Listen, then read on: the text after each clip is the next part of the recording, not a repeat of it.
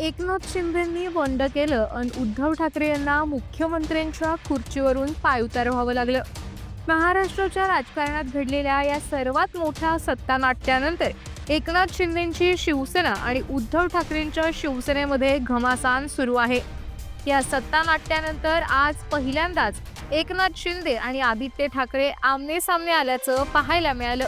यावेळी आदित्य ठाकरेंनी दाखवलेल्या करारी बाण्याची आणि स्वॅगची राजकीय वर्तुळात जोरदार चर्चा होतीये. मुंबईतल्या रस्त्यांच्या कामाची आर्थिक गुन्हे शाखेकडून चौकशी व्हावी अशी मागणी आदित्य ठाकरे यांनी केली होती. या संदर्भात आज मुंबईतल्या सर्व आमदारांची बैठक बोलवण्यात आली. विधानसभा अध्यक्षांच्या दालनात झालेल्या या बैठकीला मुंबईतील सर्व आमदारांसह उपमुख्यमंत्री एकनाथ शिंदे आणि आदित्य ठाकरेही उपस्थित होते.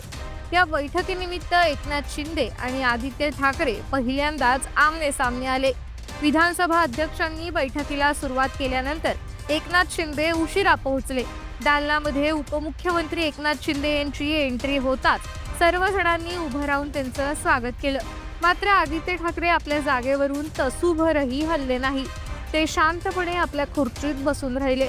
महत्त्वाचं म्हणजे शिंदेंना पाहताच त्यांनी तोंडही फिरवल्याचं व्हायरल व्हिडिओमध्ये पाहायला मिळतंय. या बैठकीत आदित्य ठाकरे यांनी रस्त्याच्या कामात मोठा भ्रष्टाचार झाल्याचा आरोप करत आर्थिक गुन्हे शाखेकडून याची चौकशी केली पाहिजे अशी मागणी केली. सर्वच आमदारांनी आक्रमक पवित्रा घेतल्यामुळे बैठकीत वातावरण चांगलंच तापल्याचं पाहायला मिळालं. एकनाथ शिंदे आणि आदित्य ठाकरे यांच्यामध्ये एका खुर्चीचं अंतर होतं. यावेळी ते एकनाथ शिंदेंकडे करारी नजरेने बघत होते.